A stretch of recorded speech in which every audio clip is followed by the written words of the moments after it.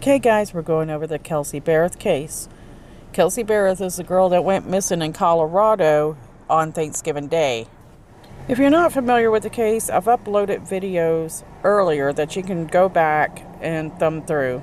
This is a pretty large case, and it takes some time to understand what's going on. But Kelsey Berreth was raised in Moses Lake, Washington. And there she grew up with a small amount of friends. And according to her friends, Kelsey was the type of girl that liked the quality of friends versus the quantity. So Kelsey always said she wanted to be a pilot when she grew up. She told her mother that she even wanted to be a crop duster. Kelsey's mother, Cheryl, smiled and said that she told her, let's hold off on being that for a bit. It wasn't long, and she was dating. She had dated a pilot, and they didn't work out. And she later met Patrick Frazee online. The two hit it off, and she moved to Woodland Park, Colorado, to be closer to him. She bought a townhome in the Woodland Park area for... It was pretty expensive considering how big it was. The history of Woodland Park area. Today there are about 7,500 residents, but Woodland Park was actually, they had a lot of residents living there chasing gold, and it was primarily a business. The business was sawmilling. So the town primarily made money, cutting logs that sold to the railroad ties and braces used for the gold mines in the Cripple Creek area.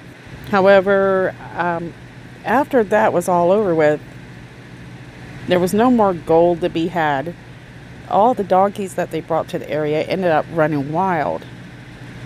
And Patrick Frazee was a cattleman that lived on a 35-acre ranch with his mother. His mother actually owned this ranch, and he would care for these wild donkeys in the area by maintaining their hoofs and things like that, along with one of his good friends, Clint, as you see in this picture.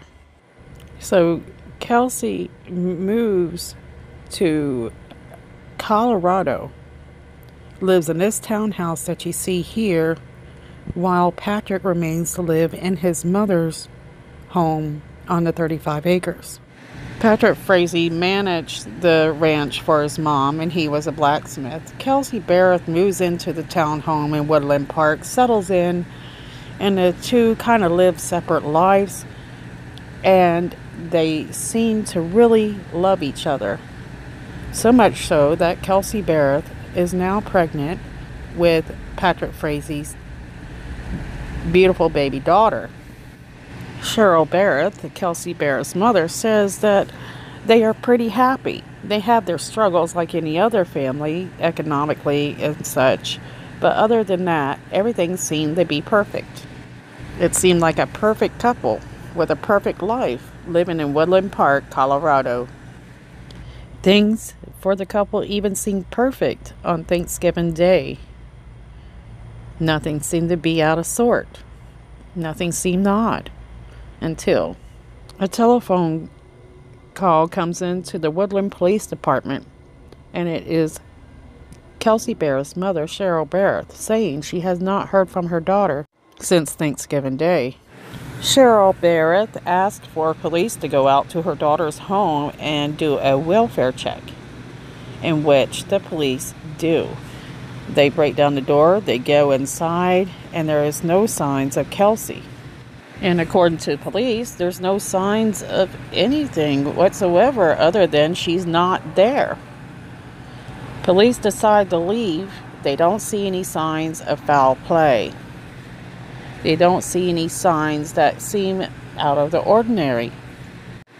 But this isn't where I'm going to take you in this story. In fact, I'm going to go by the affidavit, and we're going to go day by day of how this story would unfold. Okay, so this is a 32-year-old nurse Crystal Lee Kinney, and she is talking to Patrick Frazee, which has a fiance, Kelsey Berreth. And these two know each other from past and from rodeos. It is September of 2018, and the couple starts talking about Patrick Frazee's unhappiness and how he felt like the mother of his child was abusive to his child and wanted her gone. Now, I've read a few sources about this story, and there's a few different versions as to what really played, and I'll try to include both. One version says that Patrick Frazee was in distress, and he suggested he wanted to get rid of Kelsey. And Crystal Lee says, well, maybe poison would be an option.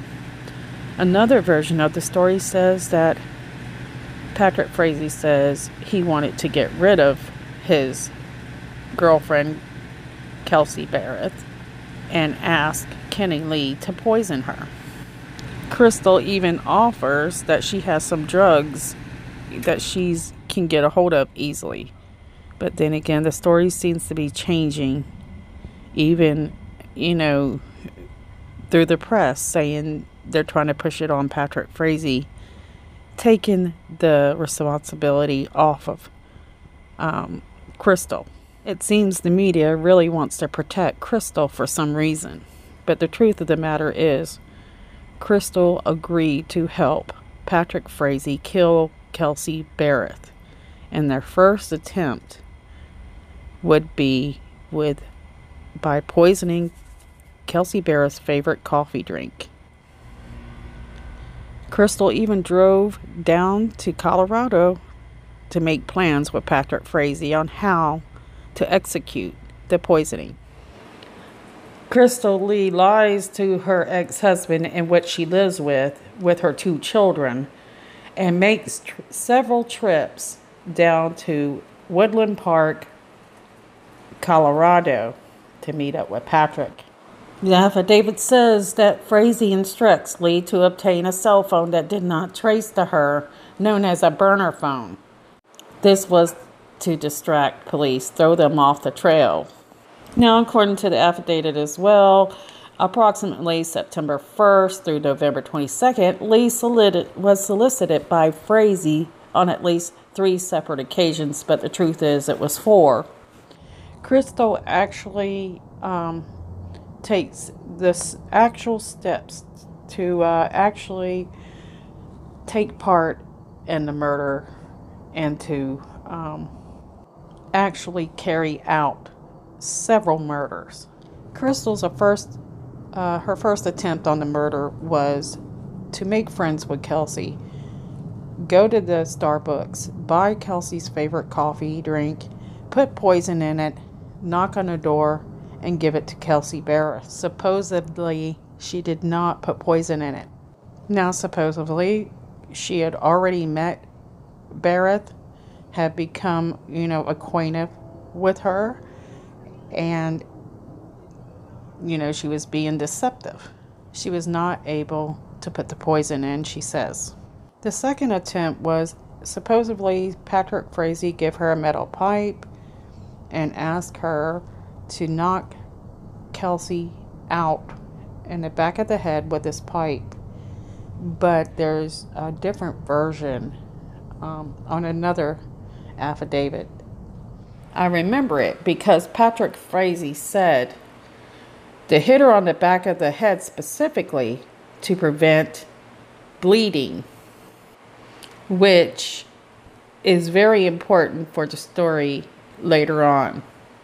Now, on this attempt, she has a baseball bat, and she is supposed to wait outside and just bash her skull in, according to the affidavit. And that did not happen. So Kelsey Berreth is not home when Crystal waits outside her door at the residence for her to come outside or to return home. Crystal says that she ends up leaving Kelsey Berreth's residence And on her way back to Patrick Frazie's ranch, she passes Kelsey Berreth. And for some odd reason, she feels like a hero for not going back and performing the murder.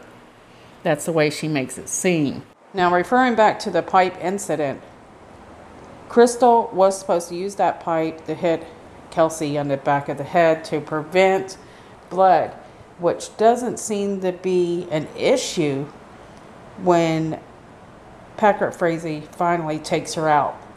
Supposedly, Crystal left the pipe at his gate and refused to do it. But I believe that was Crystal's idea. Crystal says she did not do it. She wasn't able to do it, whatever excuse she come up with. The fact of the matter, this is a third attempt on Kelsey Berreth's life by Crystal Lee. Now, one of Crystal Lee's friends, her name is Megan. She is a paralegal for the Rockstall's firm in Idaho, said that Crystal had talked to her about the fact that her friend, Patrick Frazie, was wanting her to murder his girlfriend. In fact, this friend, which was Crystal Lee's best friend, Michelle Stein, is the lowest scum on this earth, in my opinion.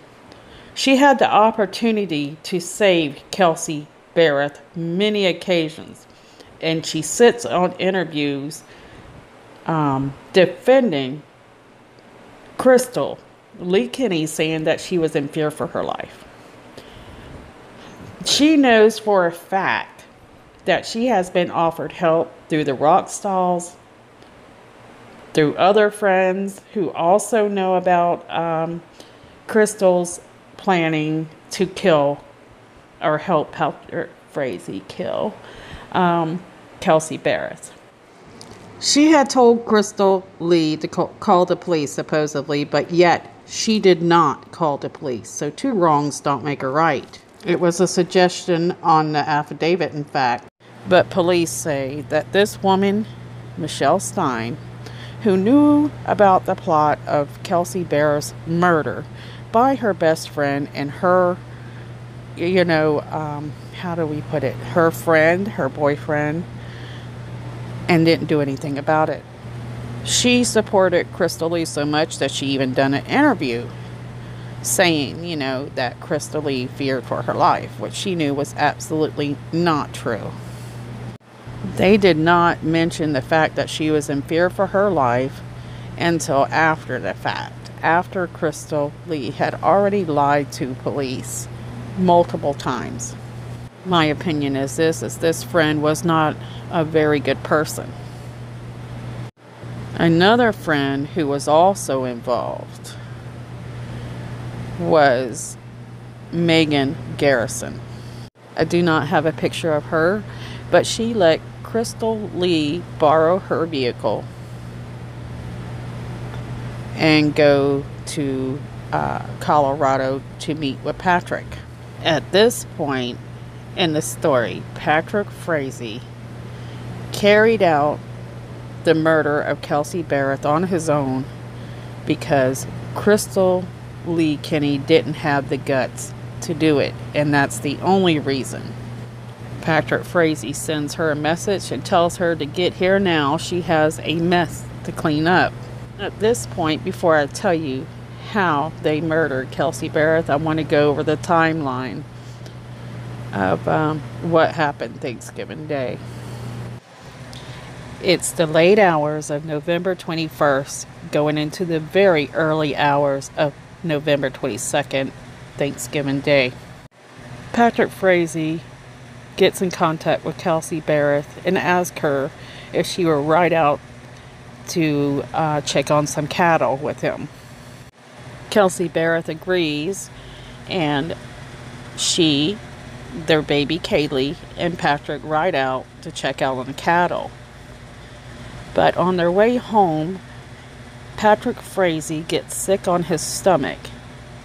So Kelsey drops Patrick Frazie off at his home /ranch, buys him medication, takes it back to Patrick, and heads back home. She arrives home about 4 a.m. In my idea, I believe Patrick, and this is speculation, this part, was going to kill Berreth at this moment, but was not able to do it. His nerves were acting up, hence being sick on his stomach. At 9 a.m., Kelsey talks to her mother and tells her mom about the trip that they took earlier that morning to go check on the cattle. Then she proceeds to say that she has plans to have dinner with Patrick later that day. Cheryl says the call ends abruptly because Kelsey tells Cheryl, Kelsey's mother, that the baby's diaper needed to be changed.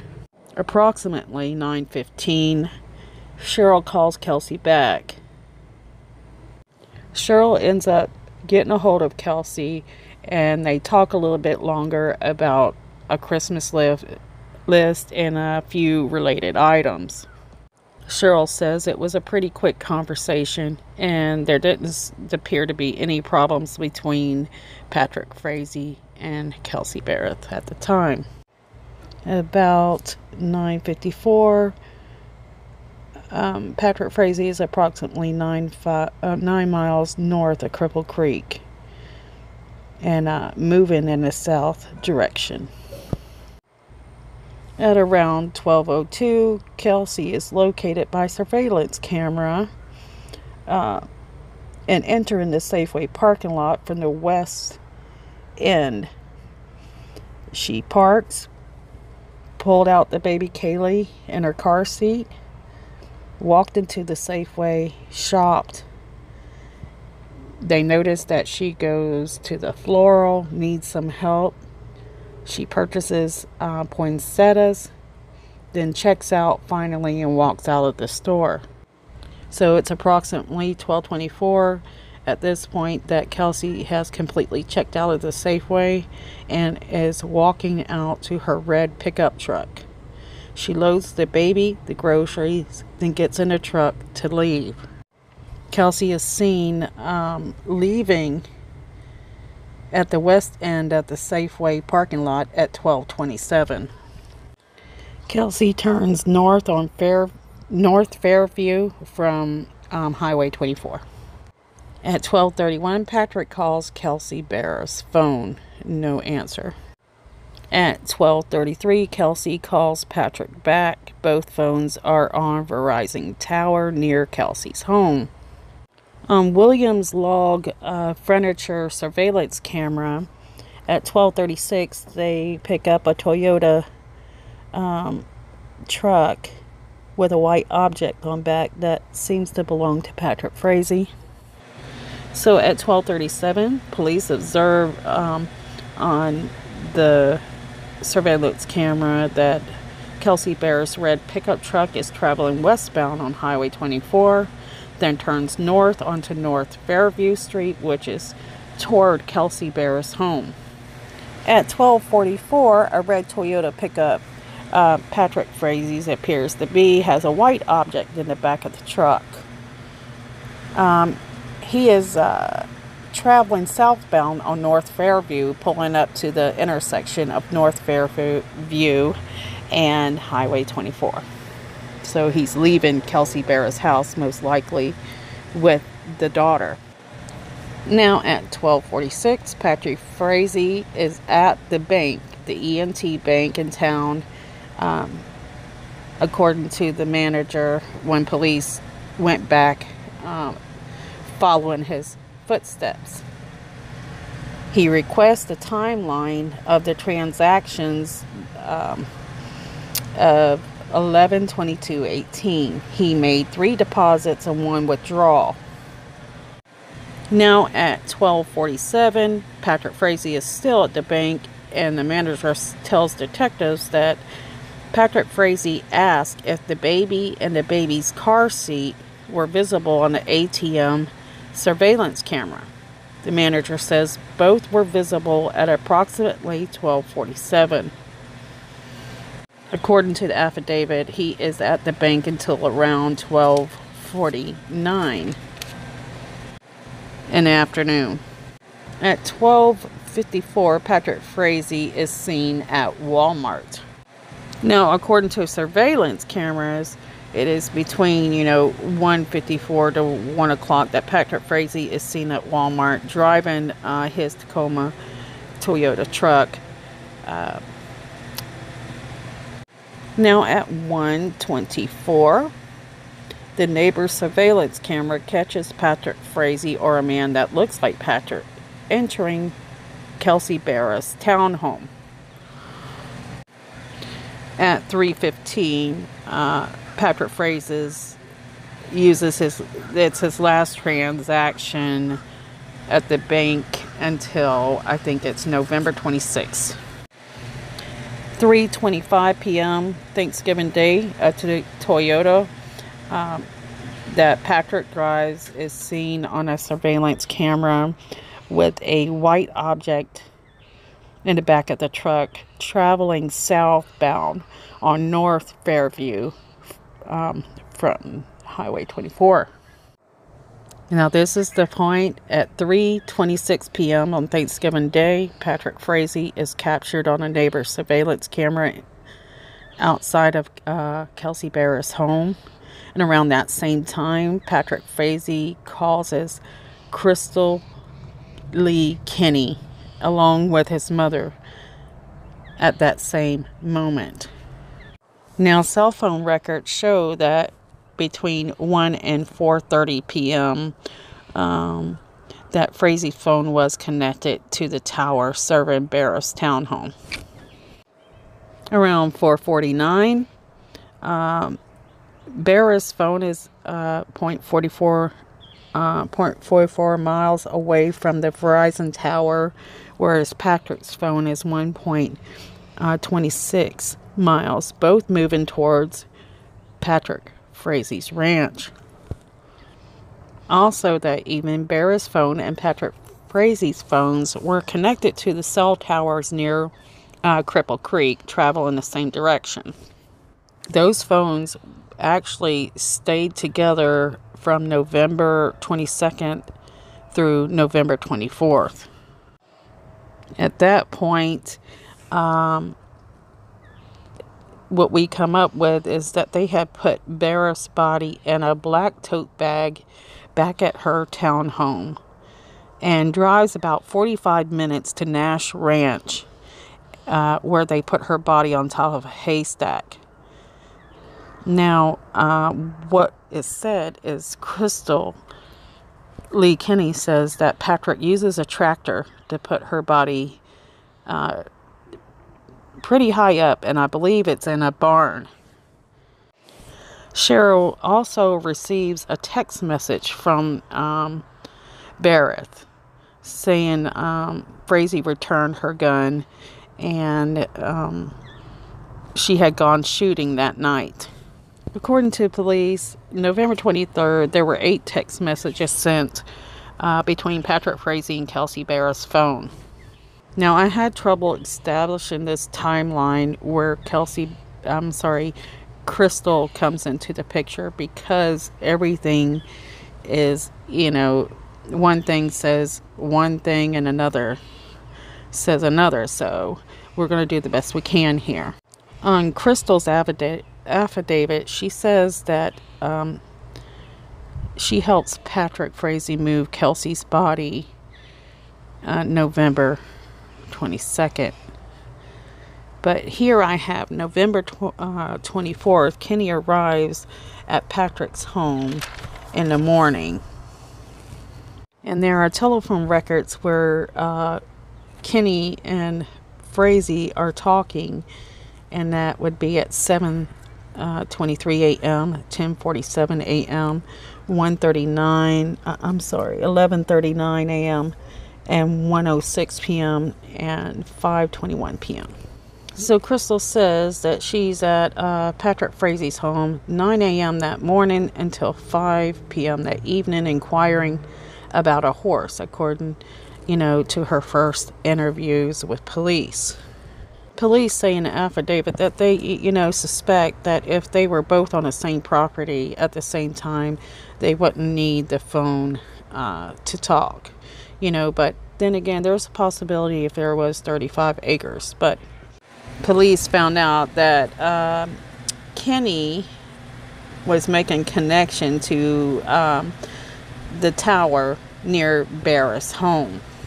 Now, according to the two affidavits that I'm seeing, we're not sure which days Crystal actually arrived to Kelsey Berreth's townhome, but we do know that Kenny obediently, she says, collected items to clean the home, including a full-body hazardous material suit, a hairnet, a box of plastic gloves, slip-on booties, and bleach. She drove 700 miles to Frazie's ranch and picked up the key to Berreth's townhome at the gate of his ranch. When she opened the townhome, she said the scene was horrific.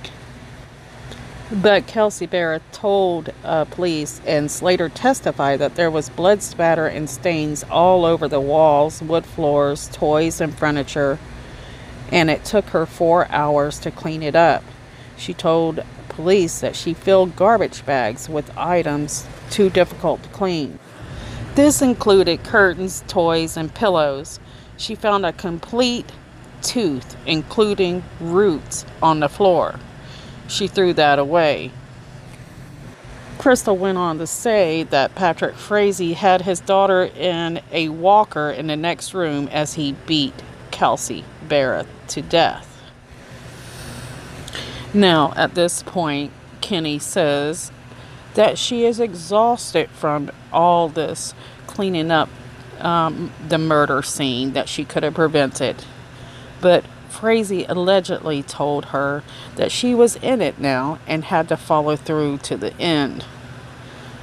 Now, this version of where they went to the barn, they took Kelsey Berreth's body in a large tote bag, put it on top of a haystack. They took Berreth's remains to Frazie's ranch. According to Slater, when he testified, Frazee put Berreth's body in the metal trough, filled it with wood, doused it with gas and oil, and lit it on fire.